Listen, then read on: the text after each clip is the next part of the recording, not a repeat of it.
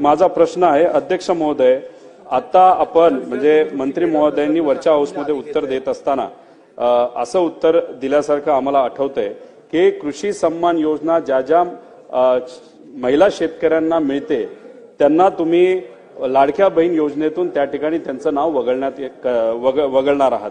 आमचं एवढंच म्हणणं आहे की लाडकी बहीण योजना तुम्ही कोणासाठी आणली तर महिलांसाठी आणली। कशासाठी आणली तर महिलांना आर्थिक सक्षम करण्यासाठी आणली। आता याच्यामध्ये केंद्र सरकार ही कृषी सन्मान योजना का देते तर शेतकऱ्यांना अनेक अडचणी असतात, सोयाबीनचे भाव टिकत नाहीत, तिथं फर्टिलायझरचे भाव वाढलेले आहेत, खर्च परवडत नाही, म्हणून शेतकऱ्याला सक्षम करण्यासाठी तो पैसा तिथं दिला जातो। तर आमचं मत असं आहे की हे दोन योजना मिक्स न करता तुम्ही जी योजना लाडक्या बहिणीसाठी दिलेली आहे, कारण का इलेक्शनच्या काळामध्ये या महिलांना ज्यांना अध्यक्ष महोदय महत्वाचा आहे कृषी सन्मान योजना ज्यांना दिली जात होती तो आकडा तुमच्याकडे असताना त्यांची नावं असताना सुद्धा अशा 20 ते 25 लाख महिलांना तुम्ही ही लाडकी बहीण योजना दिली। मग आता तुम्ही जर त्यांचं नाव वगळणार असाल तर कुठेतरी एक संदेश असा जातो त्यांचा वापर फक्त इलेक्शन पुरता केला। तर आमचं आपल्याला म्हणणं असं आहे की त्यांचं नाव याच्यामध्ये वगळू नये, कारण का या दोन वेगळ्या योजना आहेत आणि आमचं हे म्हणणं आहे ते लोकांचं महिलांचं म्हणणं आहे।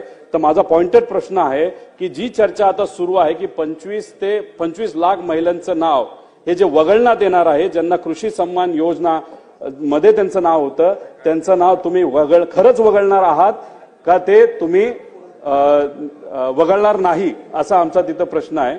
आणि शेवट आमचा पॉइंटेड प्रश्न असा आहे ज्याचं उत्तर सुद्धा पॉइंटेडच असावं असं आमची अपेक्षा आहे। इलेक्शनच्या काळामध्ये तुम्ही शब्द दिला होता, तुम्ही विविध ठिकाणी बोलला होता की 1500 रुपयाचा आम्ही 2100 रुपये हे आमच्या माता भगिनींना तिथं तुम्ही या योजनेच्या माध्यमातून येणार। पॉइंटेड उत्तर आम्हाला असावं तुम्ही ते 2100 रुपये या अधिवेशनामध्ये करणार आहात का करणार नाही असं उत्तर त्या ठिकाणी तुम्ही तिथं द्यावं।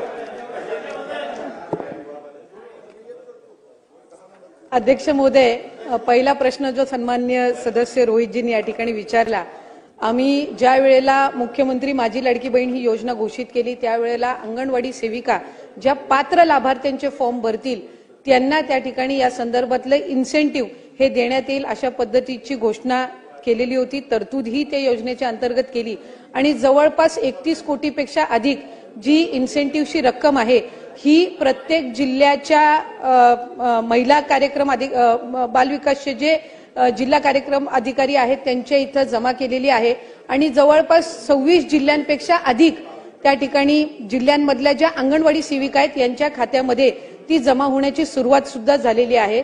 त्याच्यामुळे इन्सेंटिव्ह ज्याची तरतूद ही राज्य शासनाकडनं विभागाकडनं करण्यात आलेली आहे ती त्या संबंधित अंगणवाडी सेविकांना वितरित करण्याची सुरुवात ही त्या ठिकाणी झालेली आहे आणि ती प्रक्रिया सुरू आहे। या व्यतिरिक्त जो त्यांनी प्रश्न विचारला तो कृषी विभागाच्या नमो शेतकरी योजनेच्या संदर्भामध्ये आपण विचारला असेल।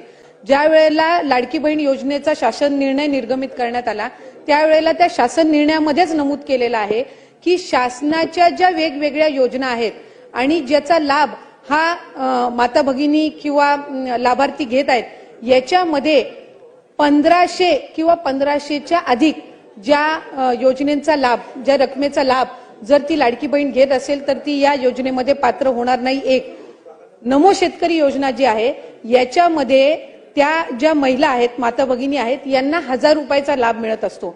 त्याची जी वरची 500ची कॅपिंग आहे म्हणजे ती शासन निर्णयामध्ये सुरुवातीच्या नमूद केलेली आहे की किमान 1500चा लाभ हा शासनाचा प्रत्येक लाडक्या बहिणीपर्यंत पोहोचला पाहिजे आणि त्यानुसार नमो शेतकरी योजनेच्या ज्या लाभार्थी आहेत या साधारणपणे 5.5 ते 6 लाख आहेत। त्यांना या योजनेतून वगळण्यात आलेलं नाहीये, फक्त त्यांना 1000 रुपये हे नमो शेतकरी योजनेतून मिळतात आणि वरचे 500 जे आहेत हे आपल्या लाडक्या बहीण योजनेच्या माध्यमातून मिळत असतात। त्याच्यामुळे त्या संदर्भातलं कुठलंही वगळण्यात आलेलं नाही।